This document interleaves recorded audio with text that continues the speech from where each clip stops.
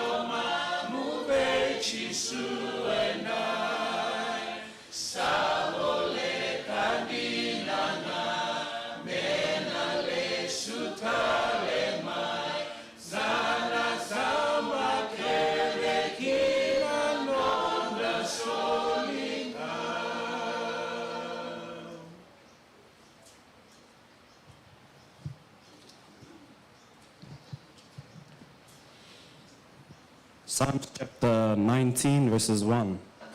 The heavens declare the glory of God, and the firmament shows his handiwork. Good morning, church, and happy Sabbath.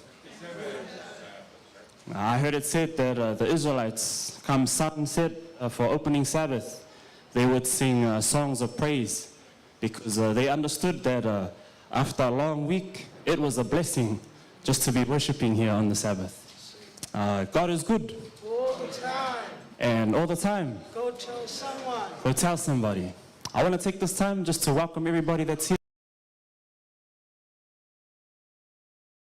To the people that are sitting at the back, as well as the people that are sitting outside. I think I only had 2 names that were on the visitors list. You're a visitor, but this is your church. The first person that I want to welcome is Auntie Vinnie and Sala and Nau. Welcome, Happy New Year as well. I haven't seen you last year. It's good to see you. Thank you for joining us, and welcome back to your family. We were sitting at the back, and Sonia said, "Oh, she's not a visitor. She's a church member." So welcome back, Auntie Vinnie. The next person that I want to welcome is Joseva from. I know that you come from Fiji, and the name of your church starts with the letter N. I'm sorry that I forgot, but we serve a God that he never forgets. And where you come from and whoever you are, God knows, and I want to extend this warm welcome towards you. Amen. And thank you for choosing this church to come and fellowship with. If there's anybody else that is sitting here that is a visitor, and I don't have your name, welcome you as well. To all the people that are listening at home, online, wherever you are, from the comforts of your home or wherever, whether you've been tuning in for a long time or whether this is the first time that you are tuning in, thank you for joining the Brisbane Fijian, and I welcome you also. Last but not least, before I forget, welcome you, Elder Soni. Thank you for taking this time to come and share with us the Word of God. It is my hope and prayer that we will all be blessed, but also that God will continue to bless you and your family in everything that you do. It's not an easy thing to present the Word of God. Usually when I find when I'm talking about something, I'm always talking about myself. And for Soni, I know that it will be a blessing. And may the Holy Spirit use you and God's will be done. If everybody can please be upstanding, and we will have our first hymn. First hymn from the Fijian hymnal 195.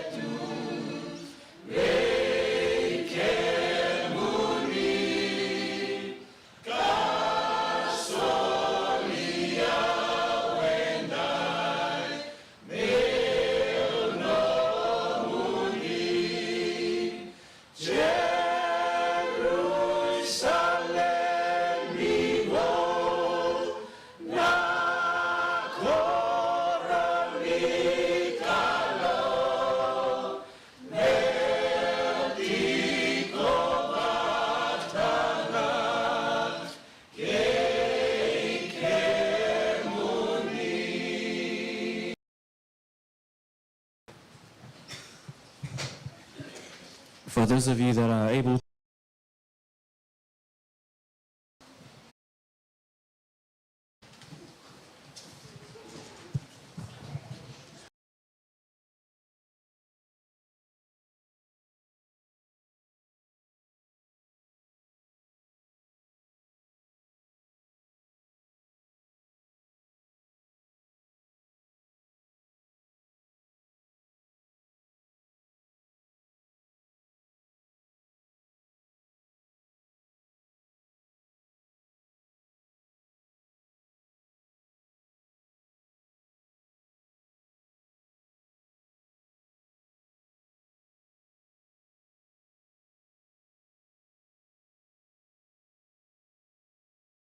Today in Fiji, when I read Hazel's note, you know who Hazel is?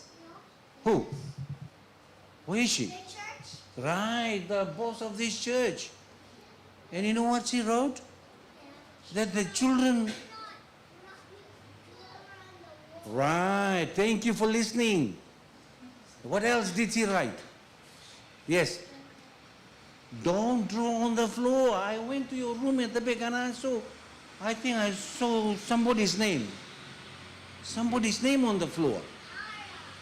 After church day, go and rub off your name. If not, you tell your grandparents to go and rub off your name. And at the kitchen too, somebody's name there. Find out whose name is in the kitchen. Yours, Jeffy? No. Yours, Jojo? No. And anybody chewing gum right now? You go outside there, you see the black marks on the floor, chewing gum. Yeah, no chewing gum. No chewing gum under the seats, no. She's upset. She's very upset, Rose. She is very upset. And if she's going to close this church, where are you going to worship? Where? No church. Yes. See? No brain. Thank you, Tim. No shame. Are you talking sense to me this morning? Yes. Yes. It's funny. It's funny, but it's true. It's true. Hands up if you are going to bring chewing gum again in church. Hands up. No more. If I'm going to see you chewing, excuse me, and forgive me in advance. I'm going to do something. And the chewing gum will fly out by itself. Not cut it off, sorry. No. Break the chair, maybe? Okay. Right. Our story this morning, it's about disobedience. Yeah. I have just been to Fiji, and I didn't really enjoy this time because it rained almost every day. Every day. Wasted. You like it when I wasted all my plans. You know what? But one thing I did enjoy. Guess what? Rain. And my house is just close to a big river. And I watch children from the village every day. They jump. And they enjoy the current of the flood. But the head elder, of the village said, don't go to swim during rainy season, flood waters. They are dangerous. Why? Because the current is so strong and it can wash you down the river. Yes. And this day, before we went to town, he said to his grandchildren, "Ua na lai sili ni ua. Tu sarang ta? Iya maku. Right. Ua nindua lai sili. Why? Because the river is flooded. Yes. So he went to town. He came back. Guess what? Where was his grandchildren? They all in the river, including a 2.5-year-old girl. Oh. First time my brother furious. He is a very nice man. His grandchildren did not obey him. Instead of listening to him, where did they go? In the river, in the flooded river. When he questioned them, Maku, is silly. But why did you go and stand close to the river? And he plucked I don't know, why?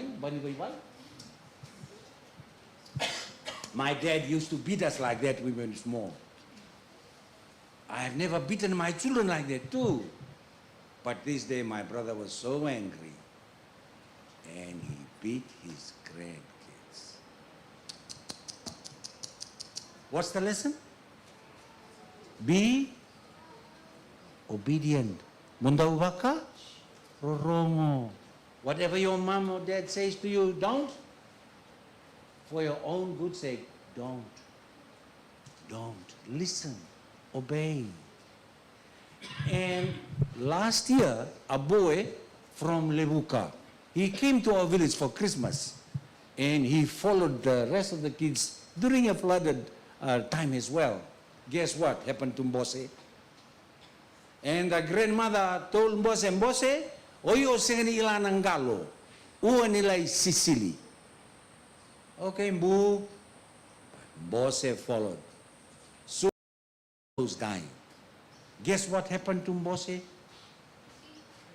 When he came home, the grandmother was cooking with a wooden spoon. I think he was cooking dal.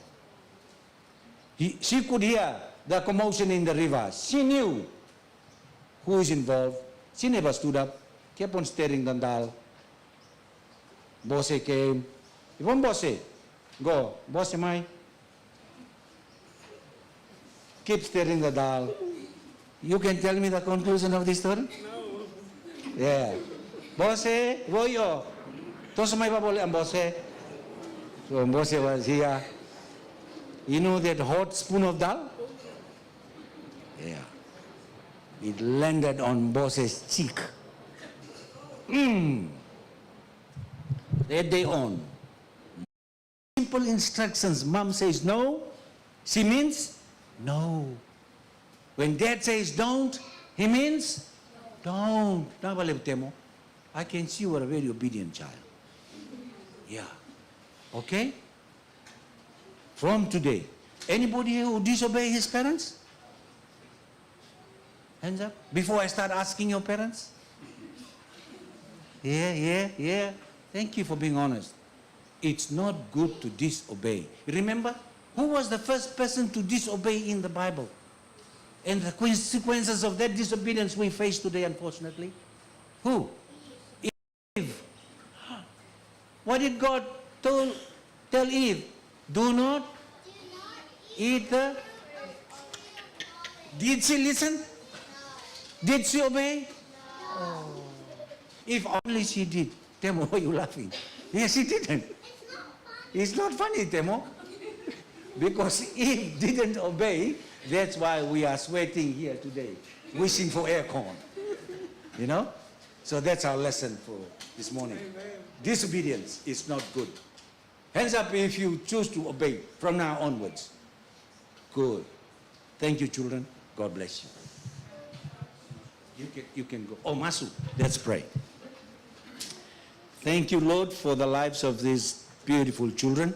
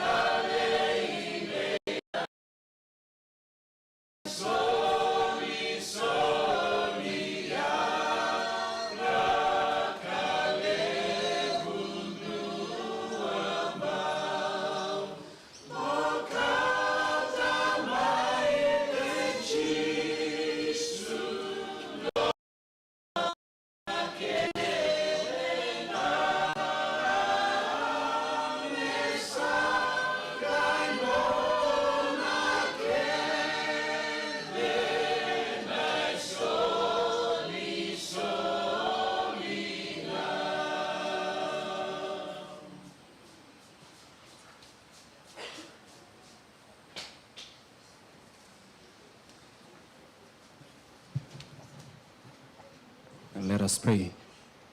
Thank you, Lord, for these tithes and offerings that are collected. We offer 10% of what is rightfully yours in exchange for the many blessings that you have blessed us with. What we give is in no comparison to our cup running over, and we are so grateful and show our gratitude through this offering. I pray that you bless it and bless the hands that give. In Jesus' name I pray.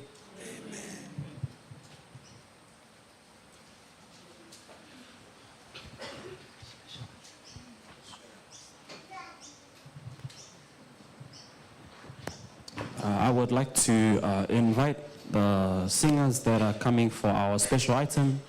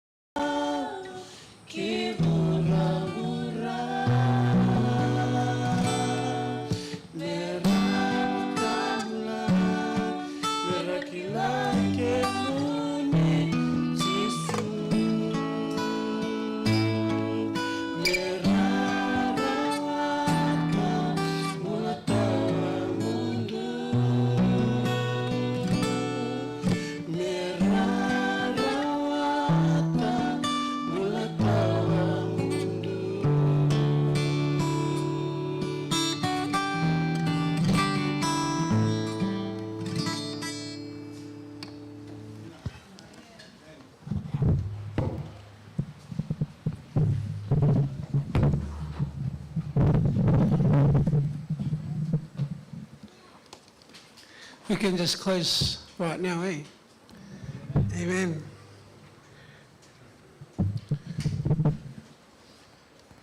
Okay.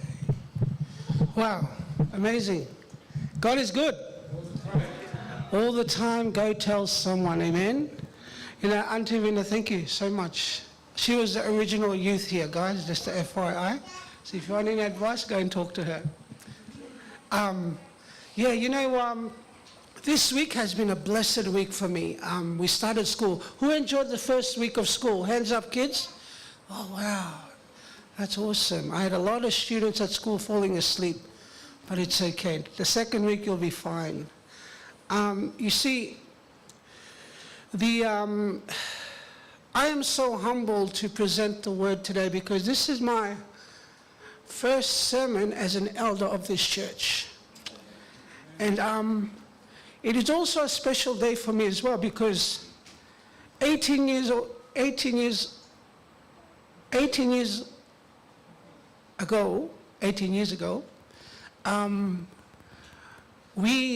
God blessed us with a son. And I praise God because that's how long I've been back to church. Ever since Mana was a baby, 18 years. And I praise God for, you know, for his blessings that he has blessed us with. And he's been through me. And I'm humbled to serve him as your elder of this church. And I thank my wife, Millie, for putting up with me. I'm not very a patient person. I'm very impatient. Martha, I'd like to thank you for sending me those PowerPoints because it taught me something.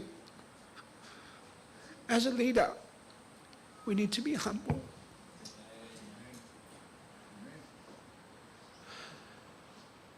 I'm sorry, guys.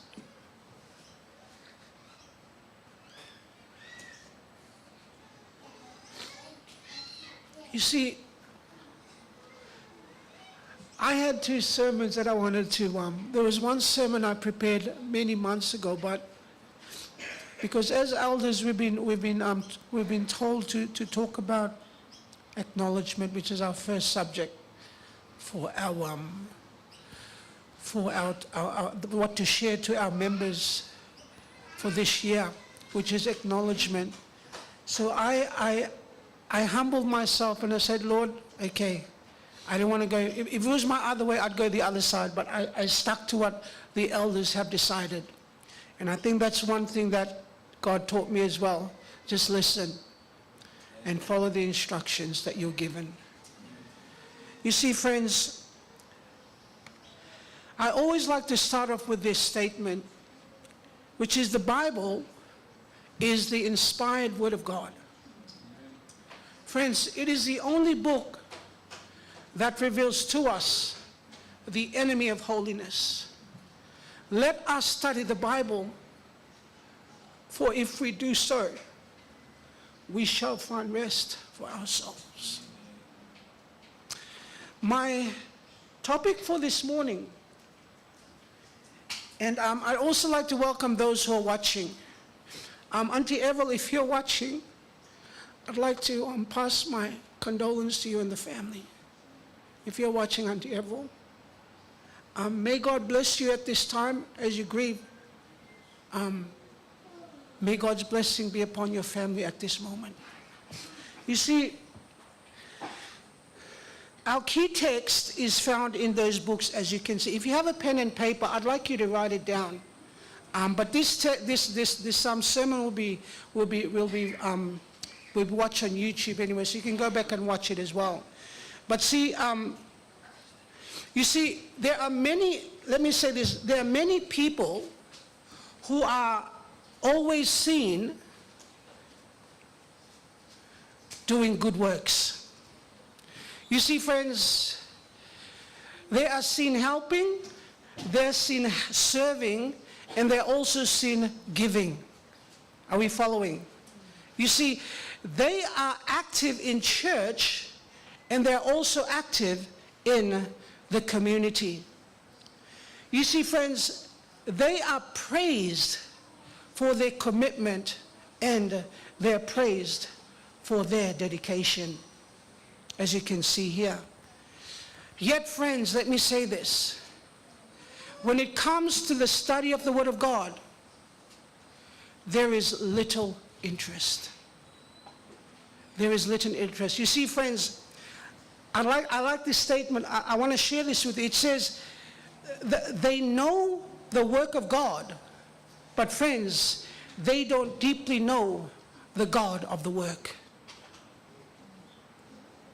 You see, friends, let me say this. To acknowledge God is more than serving Him. Friends, it is knowing Him. It is listening to Him. It is allowing His Word to shape everything that we do. See, friends, don't get me wrong. Good work matters. Yes, feeding the homeless at Woodridge, it matters. It matters. But friends, let me say this.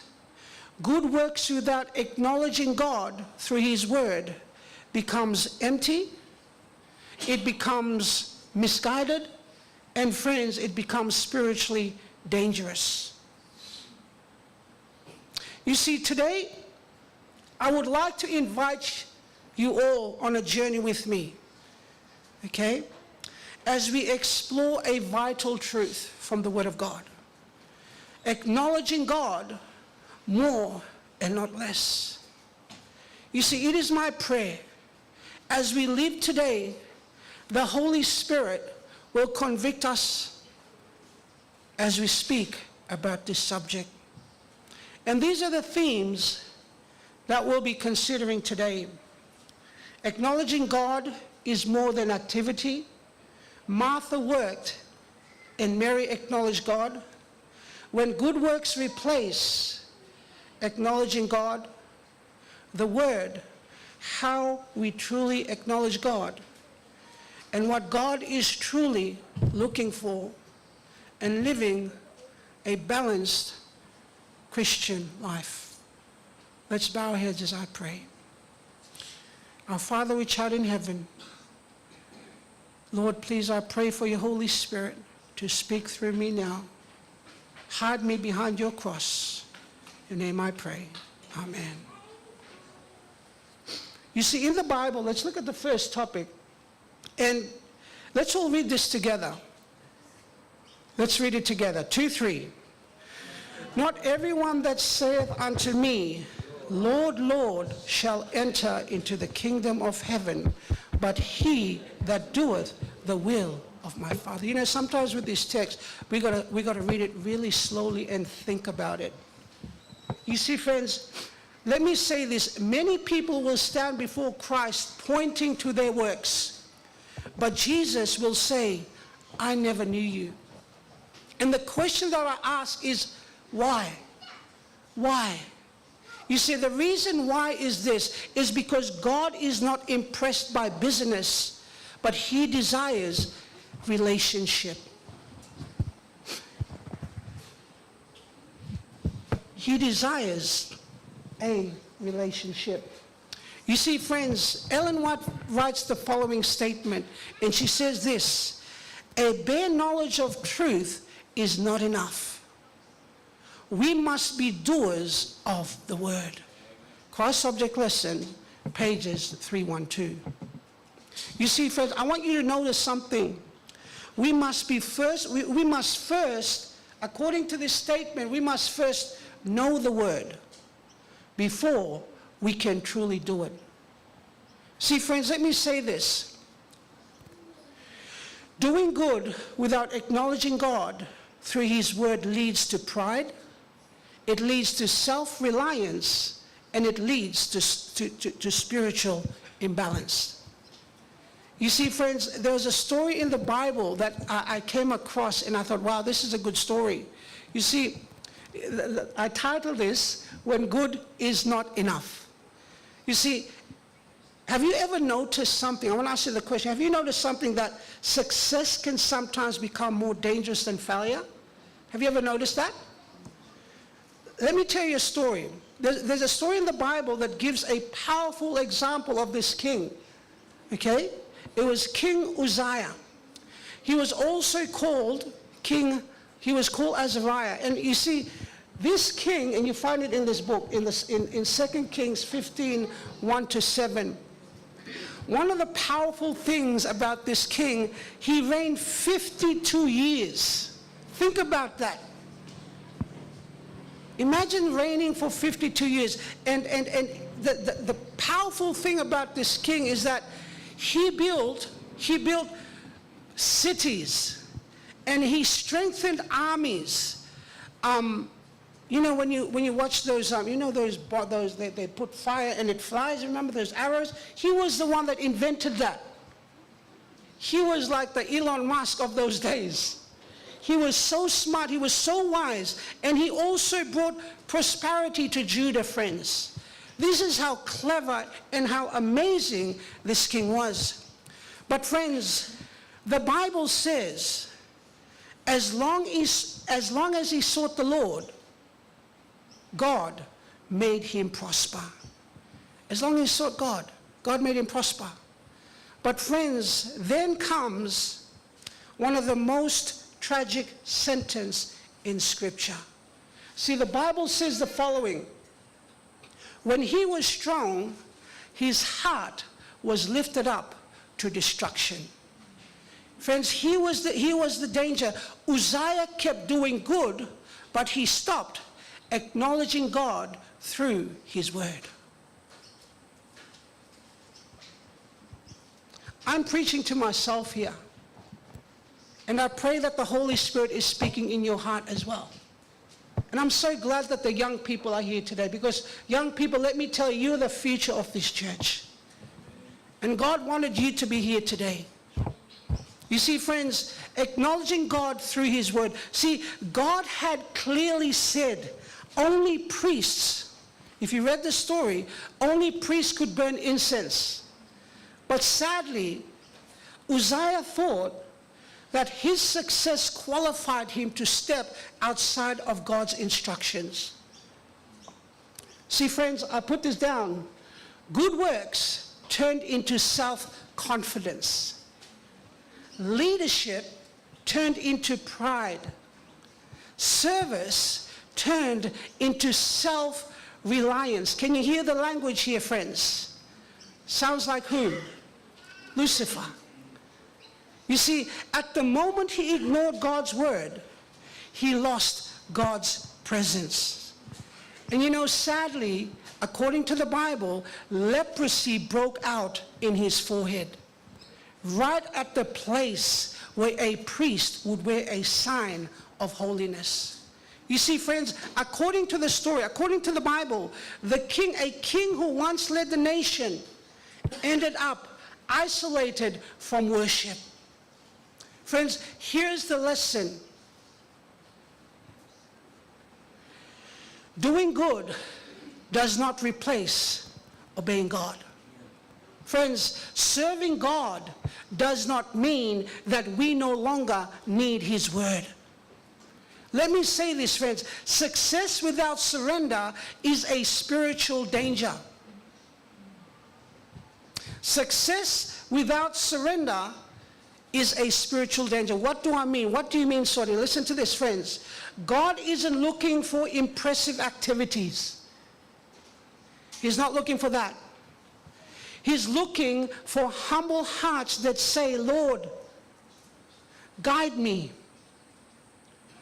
by your word. Amen? Guide me by your word.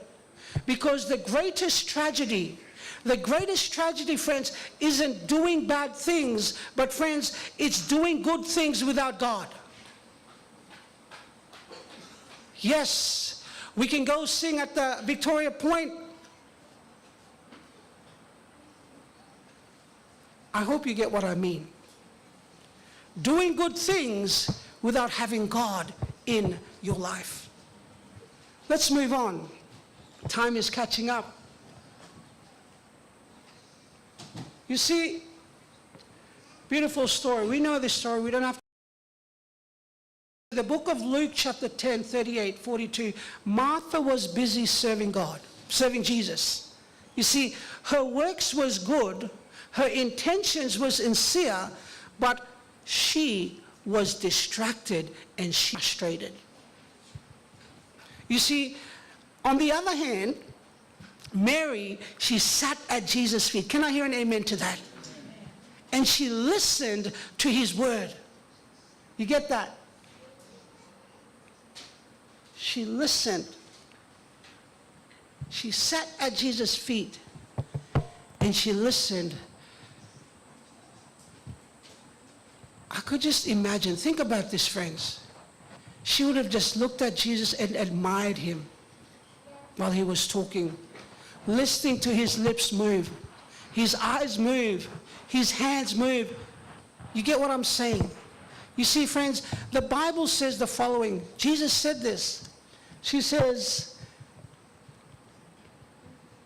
Mary hath chosen that good part, which shall not be taken away from her. This is what Jesus said.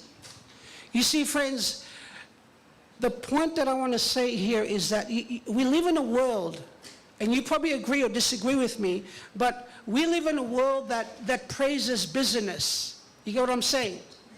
You know, if you're active, if you're helpful, if you're always serving, people assume that you're doing well spiritually. Are you following? But friends, the Bible tells us a different story. You see, Martha is busy serving Jesus. She's doing good works. Mary, her sister, on the other hand, she does something quieter, but far more powerful. Friends, she sits at Jesus' feet and she listens. You see, friends, according to the Bible, when Martha complains, this is what Jesus says. He says the following. According to the Bible, he says, one thing is needful. Friends, let me say this. One thing is needful, and Mary hath chosen that good path, which shall not be taken away from her. Not more effort, not more activities, but it's listening. It's listening. You see, here's the truth, and this is the fact. Friends, work is important, but the word comes first. You see, friends, let me say this. Service that doesn't flow from devotion turns into frustration. You see that? You see that face? We get frustrated.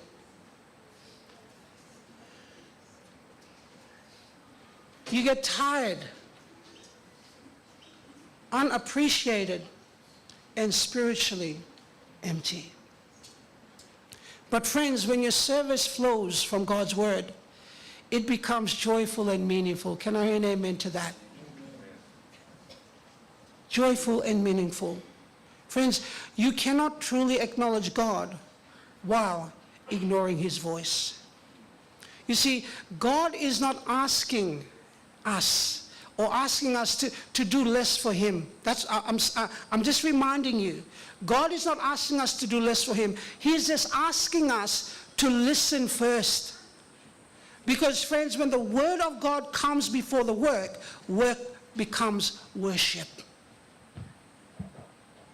When we go out to Woodridge to share the word, that's worship. You know, when I see, and I'm going to be straight here, when I see young people just, oh, I don't want to sing, I just like this, it saddens me. It shows our devotional life with Jesus. When we acknowledge God, you know, those things, yes, I'm going, I'm serving. Friends, it's because The word comes before the work, and work becomes worship, as I mentioned before. You see, so before you rush to serve today, pause for a moment and sit at Jesus' feet and listen. Get into that habit of spending devotional time with Jesus in the morning, because that's where the service begins. Can I hear an amen?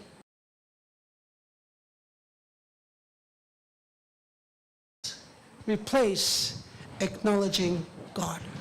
You see, friends, when people serve but neglect God's word, this is what happens. They rely on human strength instead of divine power. This leads, friends, to burnout. This leads to frustration. This leads to discouragement. Friends, when people serve God but neglect His word, they become spiritually busy but inwardly empty. I want you to think about that. They become spiritually busy but inwardly they're empty. Just like the Pharisees. Remember the Pharisees? Faithful in activity but lacking heart transformation. You see, Jesus said, if you turn to the book of let's look at the Bible. In Matthew chapter 23, verse 27, what does Jesus say? What does Jesus say here? Let's look what the Bible says. According to the Bible, it says, he calls them like whitewashed what? Tombs. Outwardly beautiful, but inwardly full of dead men's bones. You know, many of us, we are all about the appearance outside, aren't we? But God is looking for the inward. He wants the beauty inside, not outside, friends. You see, friends, let me say this. When people neglect God's word, other point is here, they do the right things for the wrong reasons. Are you following? See, friends, service becomes a way to earn approval rather than a response to grace. You know, Ellen White puts it clearly for us today. Listen to what she says. Christ object lesson. She says the following. It is not the length of time we labor, but it's the spirit in which the work is done. You see, friends, let me say this. Without acknowledging God daily through His word, even good works lose their spiritual power.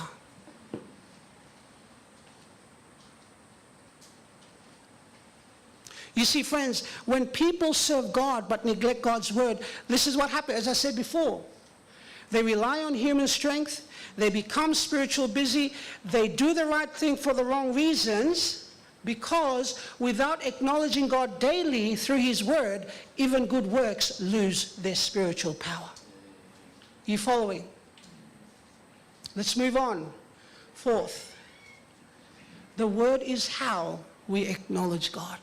This is the healing part now, guys. That was the hard part. This is the healing part. You know, James tells us in the book of James chapter 1:22. Let's read it together. 2:3. Be doers of the word and not hearers only.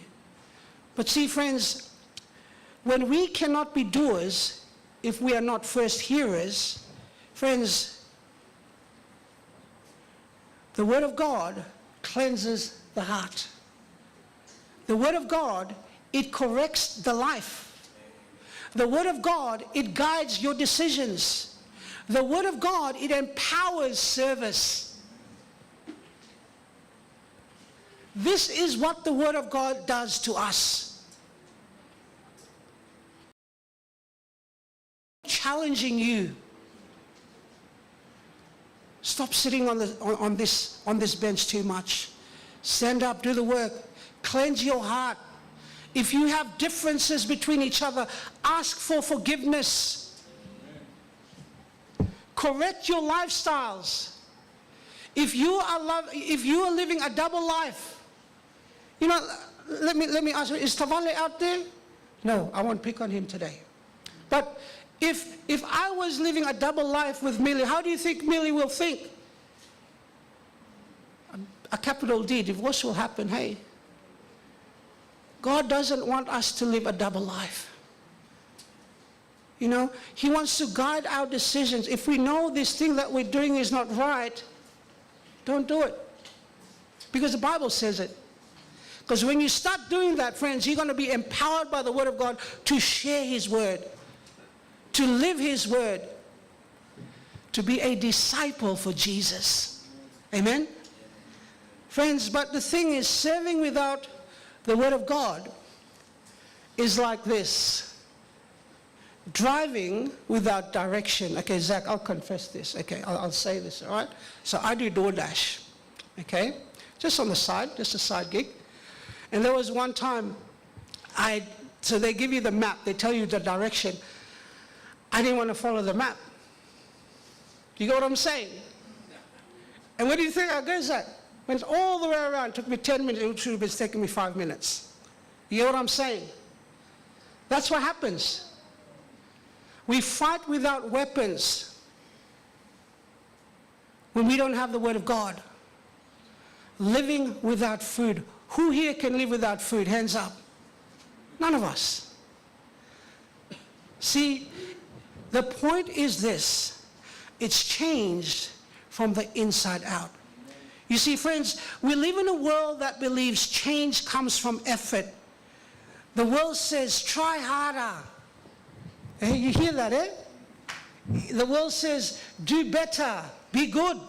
That's what the world says. But the Bible tells us something different, young people.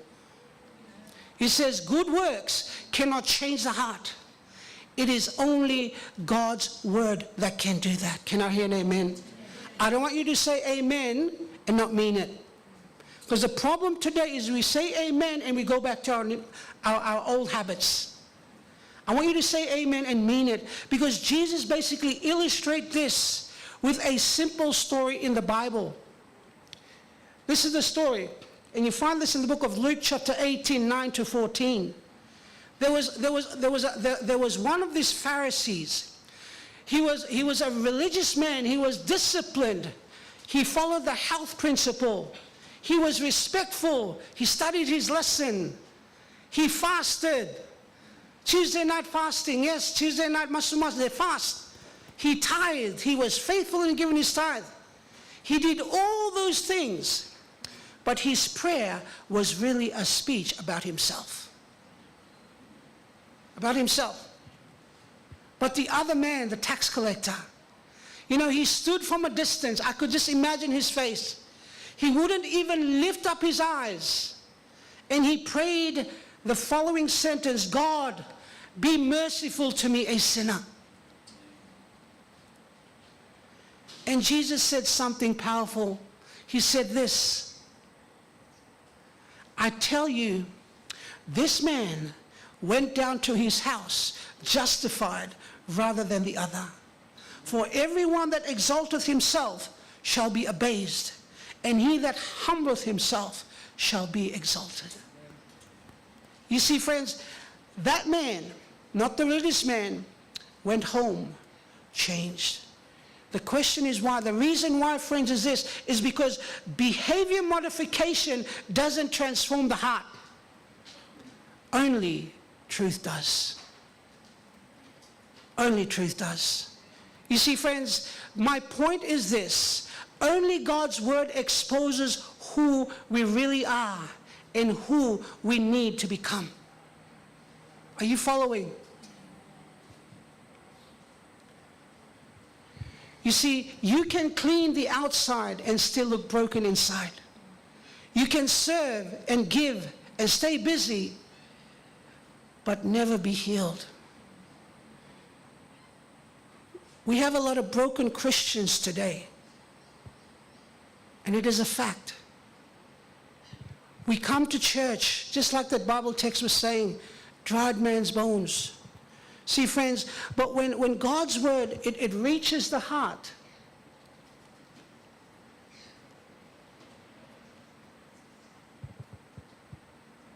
You see, friends, only God's Word, it exposes who we really are and who we really need to become. You see, you can, as I said, you can clean outside but be broken inside. But friends, when God's word reaches the heart, you know what happens? Pride turns into humility.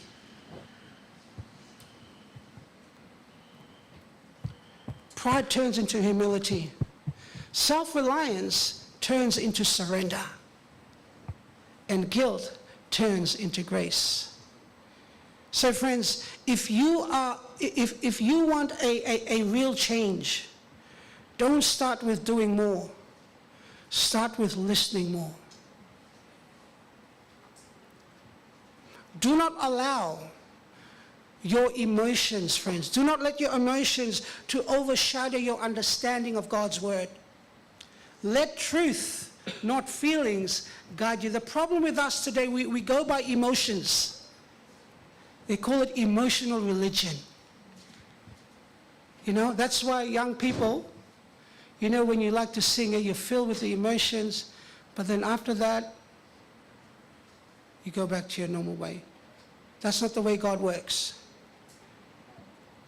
Guard your faith, friends, for God's word is true. We're nearly there. You see, friends, God desires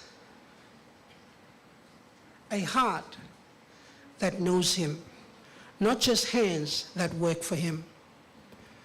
He desires a life that is rooted in Scripture, not reputation. You know, one thing about us Adventists, let me say this, we are so blessed as a church. God has basically given us a template for us to follow to enter the eternal kingdom. You know, God has given us studies to study. And listening here today, and I'm gonna say it straight. Listening to hear our young people studying their lesson, it seems like no one is studying their lessons. God has given us the lessons for a reason, friends. If you're not studying your lesson, start studying your lesson. Get to know Jesus. I will share a testimony with you right now. 19 years ago, I think you've already heard it, but I'll share it anyway. I was on the verge of ending my life.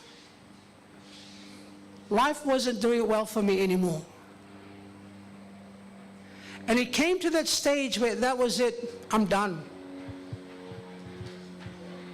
And that night, the Holy Spirit told me, go to Central Church. Central Church was our old church. Uncle Charlie would know that. So I told Millie, morning, let's go to church. I rocked up. You guys know Uncle Bill. Uncle Bill, the bald Solomon man, hand? He gave me a lesson. And it was a lesson of Jesus' love. And I remembered I've been watching a businessman. He's a Canadian Christian man. His name is Herb Larson.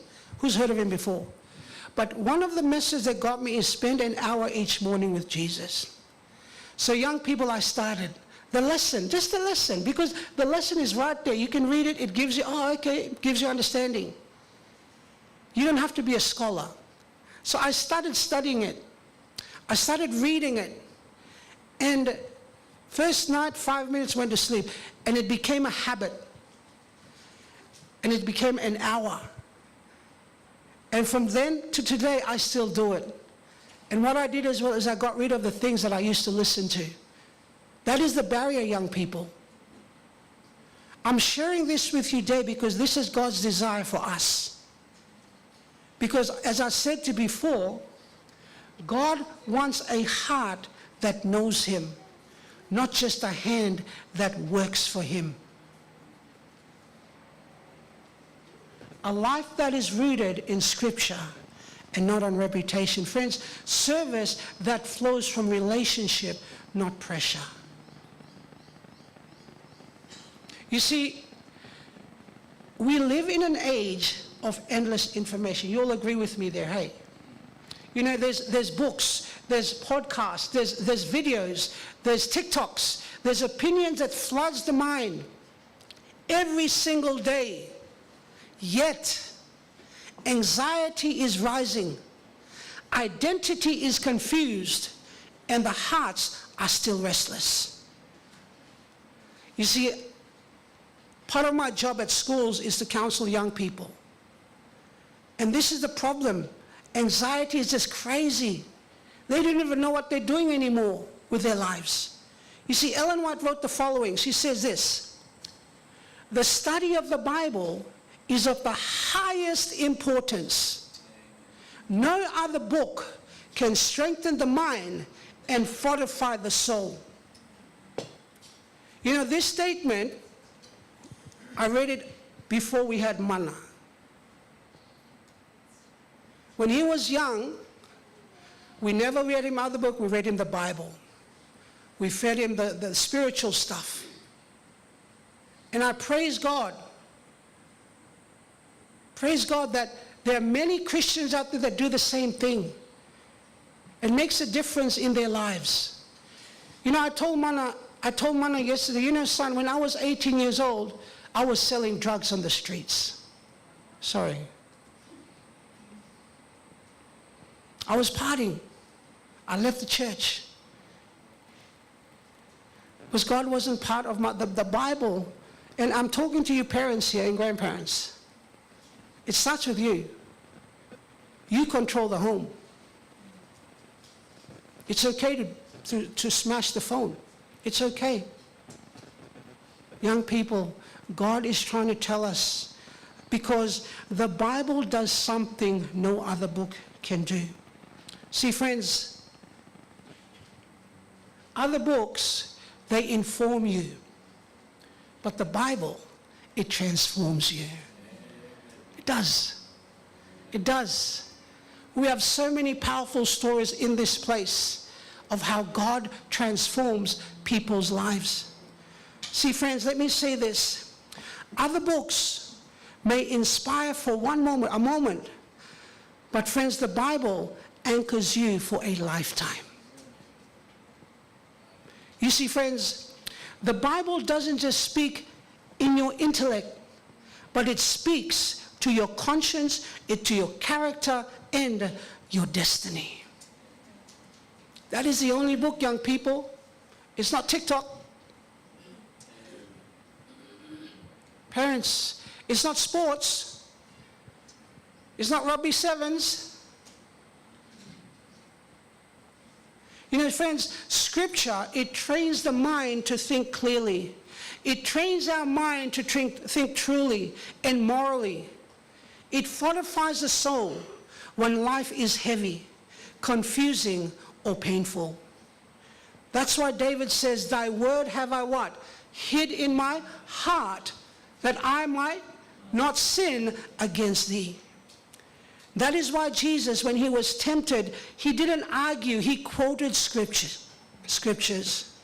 And that's why people who neglect the Bible may stay busy, they stay educated, and they stay active, but spiritually weak. And that is why when church starts, God's time starts at 9:30, we're all late to church.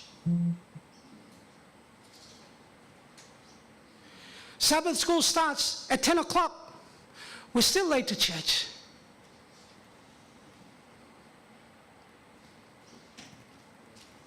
Spiritually weak. You don't drift towards strength. You grow strong by feeding on truth, my friends. So if your mind, my friends, if your mind is feeling overwhelmed, if your soul feels tired, don't just look for motivation. Open the Word of God.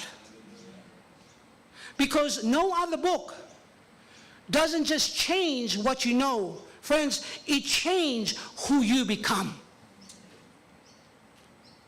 It changes who you become. Can I hear an amen to that? We all can testify for that. Am I right, parents? God has been through with the journey with you as well. You can testify with that. You see, friends, my final point is this: a balanced Christian life. You know, let me start with a simple question. Have you ever felt busy for God but empty inside? Don't answer. Answer it yourself. You're active, you serve, you show up, you help others,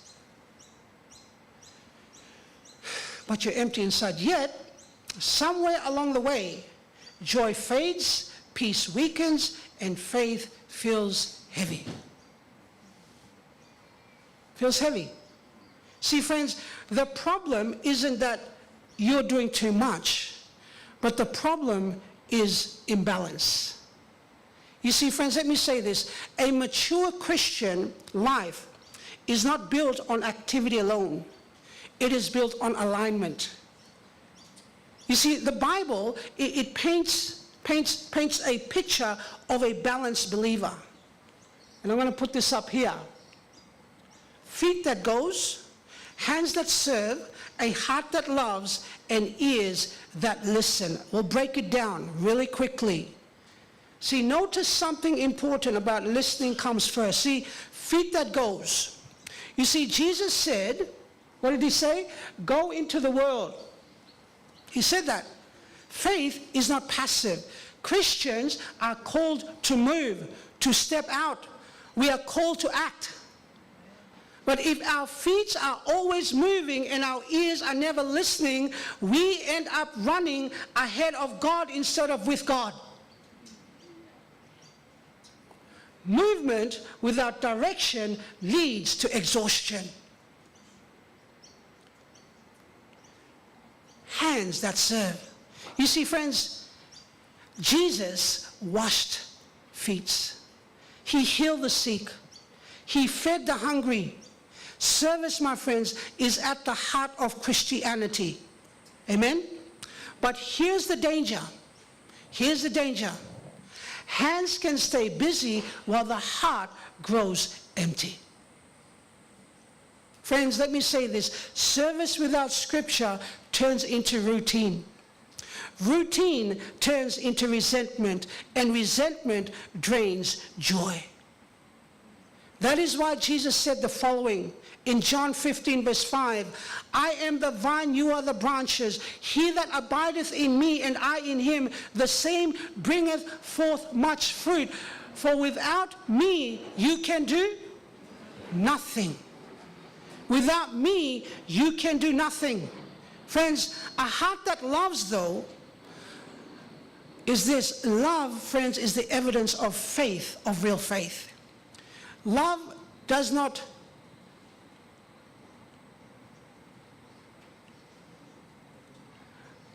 make noise. There's no position in love. There's no visibility in love. You get what I'm saying? But love doesn't come from effort. It flows from connection. See, you cannot manufacture love. You receive it before you give it. Get what I'm saying?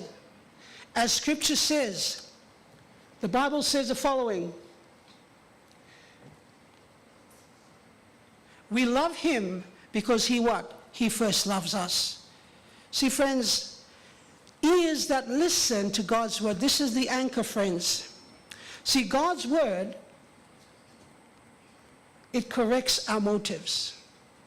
God's word, it recenters our priorities. God's word, it refuels our strength. God's word, it restores our joy. You see, friends, going back to the story of Mary. Mary sat at Jesus' feet before she ever served. You see, Jesus said that she has chosen better. Why? The reason why is because devotion fuels action and listening sustains service. But there's a cost of ignoring the word of God. See, friends, let me say this. Without the word of God, feet keep going, but without purpose. Hands keep serving, but without power. Hearts keep giving, but without renewal. Busyness replaces intimacy. Activity replaces obedience. And slowly, faith becomes hollow. But friends, the balance God desires is this. Acknowledging God means more than believing in Him. It means listening to Him, as I said before. See, friends, when devotion and action walk together, this is what happens. Service becomes worship. Work becomes joyful. Faith becomes resilient. You don't burn out. You grow deep. Amen?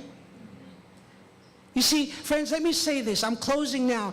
God isn't calling you to choose between sitting and serving, but He is calling you to sit first, then serve. Because a balanced Christian life listens before it moves. It receives before it gives. And it abides before it acts. So friends, today, slow down. Open the Word and listen.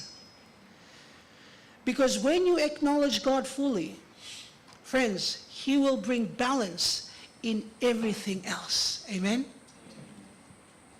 You see, friends, let me say this.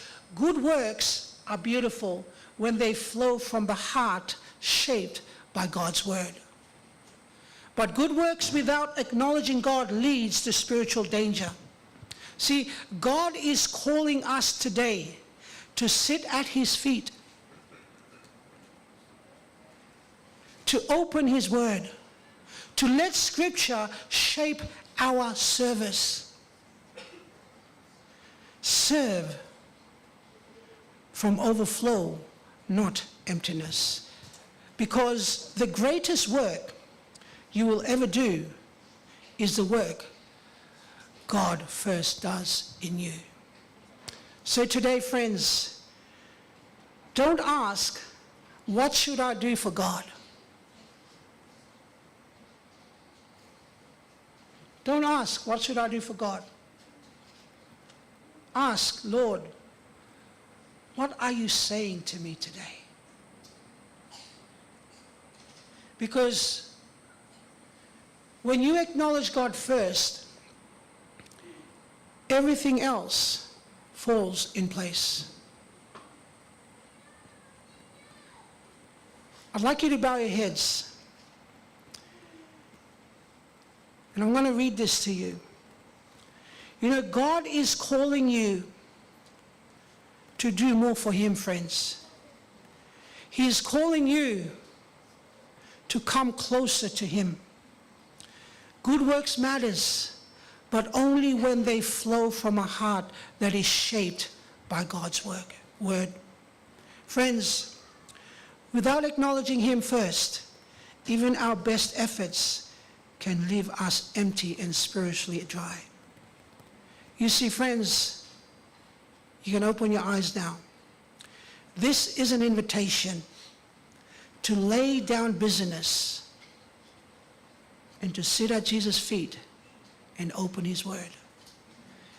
And to let Him do a deeper work within your hearts.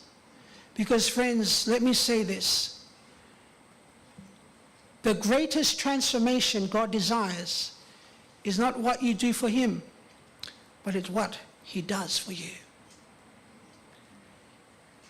If it's your longing to serve from overflow and not exhaustion, to acknowledge God first and let everything else fall into place, I want you to stand with me as we sing our final song.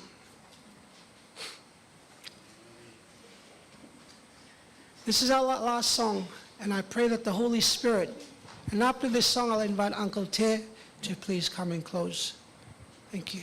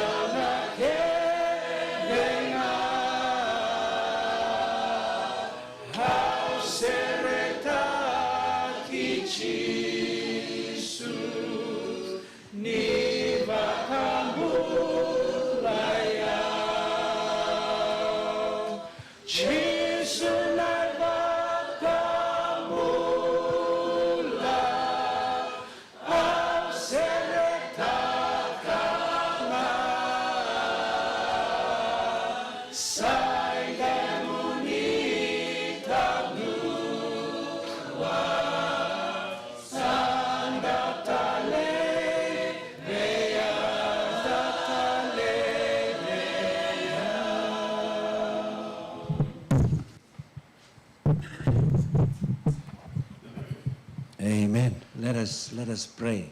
Menta masu. Oh turanga, ke mami sabo binibina ka biki mani. Binawale bunay tutu kuni sabo sa kinabakan dono biki mami.